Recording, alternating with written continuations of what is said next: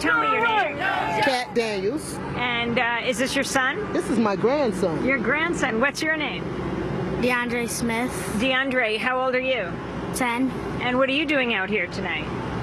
Well, I was hanging with my Nana. So why are you here? I'm here because we want to know the truth. I think we deserve to know the truth. I think the Brown family deserves some justice. So until, you know, we get some, I mean, you gotta like charge this guy or something. You can't just kill a kid and think that everything's gonna be all right. It's not. Tell me what your t-shirt says. My t-shirt says, hands up, don't shoot. And your sign? My sign say, you shall know the truth and the truth shall set you free. Do you know the Brown family? I don't know the Brown family, but I don't have to know them. We all standing behind them. Where are we standing right now? Right now we're on Florissant, South Florissant Road. Yeah, so we're over here by the Ferguson Police Department. Why here? Why are you protesting here? Because this is a Ferguson police officer, so we need to come here and we need to make them understand that we want justice. We're not going to just stand around and let you just keep on running over people. This young man is 10 years old. I want to see him grow. I want to see him do something. My oldest grandson grew up and you know what he did? He's serving his country. So, you know, I think that young man should have had a chance to go to school and realize some dreams. Your son, did he go to Iraq or Afghanistan? No, my daughter, we're a Navy family, by the way. My husband's retired. My daughter's still serving in Pearl Harbor, and my grandson's in San Diego. Other son got out, and he's in college. But I want these young ones to have that same chance. DeAndre, what do you want to be when you grow up? Well, I just want to serve our country so I can make a difference in the world. I'm a mother before I'm anything else. My young people, I know y'all, we've been wrong right now. I know we've been wrong. They know they've been wrong.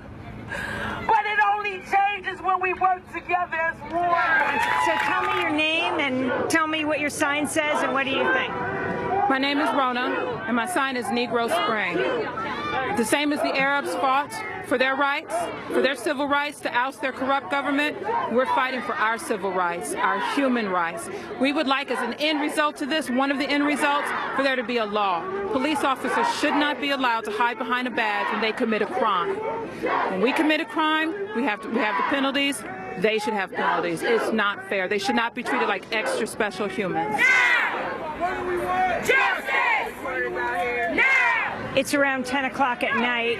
A gathering of several hundred people holding all sorts of signs from Negro Spring to Hands Up, Don't Shoot.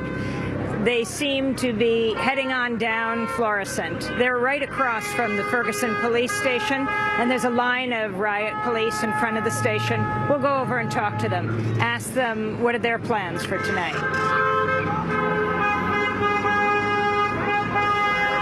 I was wondering what the plans are for the police tonight.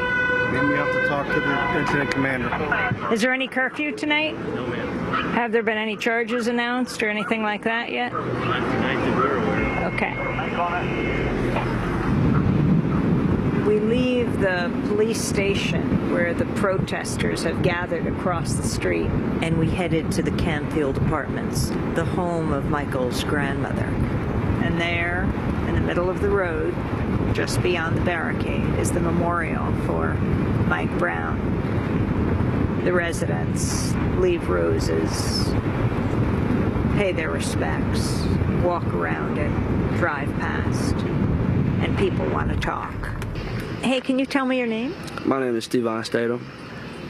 So you live here in the Canfield Apartments? Yes, I do. I moved here last Friday, and Friday, August 8th? Yes, August 8th, yes, last Friday. And when I moved in that day, it was peaceful. And then like the next morning, I stayed right in that house right there. And that next morning I woke up and I found the body dead in the middle of the street. They left it out for like a good 6 to 7 hours before they even tried to pick it up off the street. This was Mike Brown's body? Yes, Mike Brown. In the middle of the street here? Yes, in the middle of the street. His monument is right there. If you want to go walk over there, Okay, and land in the middle of the street. Uh-huh. Go over there. So you moved here a day before he was killed. You walked outside on Saturday, August 9th, and you saw his body laying in the road. Was anyone around his body? Yes, it was a lot. They had it like, when I came outside, it was all blocked off, like the police blocked it off, but like they didn't really try to pick the body up. They just left it there. It's like for like the whole world to see, just like everybody in the neighborhood, like just, I guess they was trying to show a point, like, don't disrespect me or this is gonna happen to you. And they just left it there for like a good 7 to 6 hours, you know, they didn't even try to pick it up. Was his body covered when you saw him? No. He was just laying face down and dead in the middle of the street for hours. You just laid a rose down? Yes, I did. Show my respect. That's what they said they stole from the gas station, the Rellos, the cigarellos. They got those laying down here. Tell me your name. My name's Quentin Baker. And tell me what you're wearing on your face. You've got that headband. Mike Brown headband and the No Justice, No Peace over around my mouth. And why around your mouth? I don't know, just to cover up my face. It's for the tear gas, you know. Have you been tear gassed yet? Yeah, twice. 2 nights in a row. And how old are you? I'm 19 years old. And where do you live? I live in South County, South St. Louis. And what brought you here? Mike Brown. All of this. Came to support my city. That's all. Are you shocked by this? Yeah. Yeah, it's very crazy. It's wild. This is, I came to show some peace, you know. What do you see here in this monument to Mike Brown that's in the middle of the street candles, where constantly cars are going by either side? Just candles and flowers and cross, pictures of him all over. There's still blood. His blood is still on the street underneath the candle wax that's been burnt. So this is like our awakening call to cry out for justice, to be heard, and that's the only way that the youth know how to portray it. And hopefully we learn more and learn better ways to show it. But for now, this is our cry out for it. Do you live here at the Canfield apartment? Yes. Yes, I live out here in St. Louis. I live out here in St. Louis on the south side, and I come out here to share my condolences because I also knew the young fellow. And you knew Mike Brown? Yeah, and it's a tragedy because he wasn't the type of person that the news portrayed. So, can you tell us about Mike? A humble guy. Michael Brown was actually a good, kind-hearted person and had a good future, had a good head on his shoulder. What's your name? Undisclosed. Thank you. I'm Rico, known in the neighborhood as Rico. I'm 22 years old. Did you know Mike Brown? Yes, I did. Yes, ma'am. He was a good friend of mine, him and Dorian. Dorian Johnson? Yes, they were together? Yes, ma'am. Were you around on August 9th? I came after the shooting, after Mike was already pronounced dead. Can you tell me a little about him? Did he live here? Yeah, well, he got family that live over here in this building beside us, and on up through North Winds. I mean, he was a good friend of mine. He was a school graduate. I mean, a lot of people from black communities, you know, a lot of black people don't graduate and finish school. They worried about other stuff, and, you know, a lot of people in our community have drug addicts, parents and stuff, so they have to feed for themselves and stuff at a young age and stuff. And Mike wasn't one of them. He was one of them guys who went to school, finished school, had parents that was on him and supportive, you know. So, this is just uncalled for. That's how I feel. For real, that's how I feel. It's really uncalled for. You know, lost a good friend, you know. And it's just not right where we live in captivity in this neighborhood where they want to block us in and make us feel like we're nothing. You know what I'm saying? Well, like, our word we have no say so. And we live here and we pay rent here and we've been here forever. I just want justice served. I want to see Mike's family happy and proud, and knowing that this cop killer is off the streets, and knowing that my black people is not being killed by another officer, by Darren Wilson or whoever he is, you know. but he hurt a lot of people, and my pain don't stop, and I'm out here, and I'm continue being out here. I'm not gonna stop. I'm not gonna stop. Continue being out here supporting, and all my black brothers and stuff. I want them to know, shoot, I'm out here supporting, and I'm out here doing it for y'all. I like to see my young black people come together, and we all do this for Mike. I don't want to see nobody out here looting, doing none of that stuff. I just want everybody to be peaceful and calm, and we do this for Mike. We march and everything, do this the right way. Is there usually this much air traffic in the sky? Yes, this been going on every night, and it been kids getting maced, tear gas, rubber bullets, and the thing about it, it's innocent people who live in this area. So you throw tear gas and all this stuff, and this messing up everybody. Everybody who want to step outside and go to their cars, they feeling this stuff in the air. It's coming. Like, I had a struggle to fight just to walk from West Florissant back here to the North Winds Bridge. I had to struggle and fight and just tell myself, keep going, because the tear gas was so strong and it was breaking me down. I have asthma. And in these apartments, you're smelling the tear gas? And the tear gas is all through here, in the homes and everything. And they told us no curfew yesterday by 9 o'clock, 9:30. There was tear gas and everything. And the police officers told us themselves, no curfew tonight. We're going to do this the right way. But they lied to us.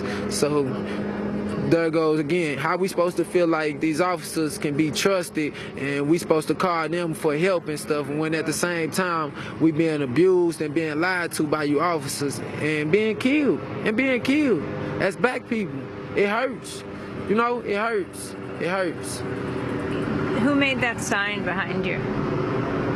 Which one? This cross? Right under the cross. What does it say?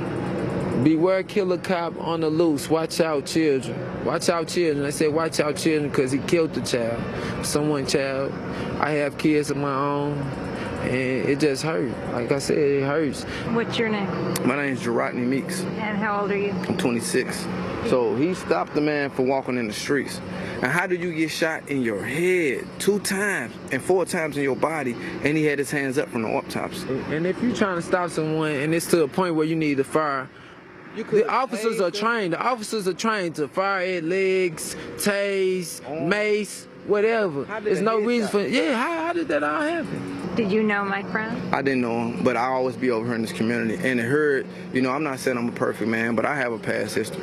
And, you know, I done things in my past that I had to face my time in court, you know.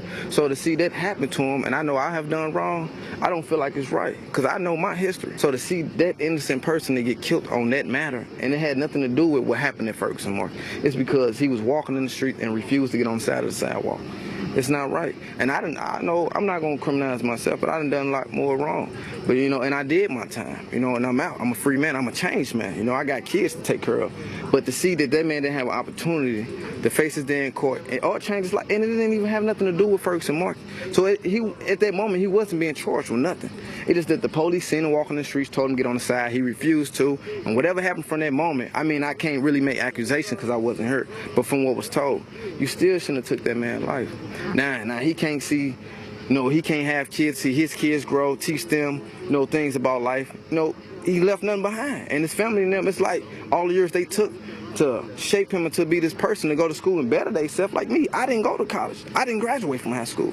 So to see a man actually do something for himself to try to change and get his life taken, it ain't right. Can you tell me your name and where we live? Corey Moore, and I stay in North Winds Apartments. This is not only an African-American man, but a child nonetheless, and another mother is, you know, burying their child or you know, putting their child to rest. I was very disturbed by it, very upset by it, because I have a 16-year-old myself, and that could have been my child or anyone else's child out here, so it's very disturbing.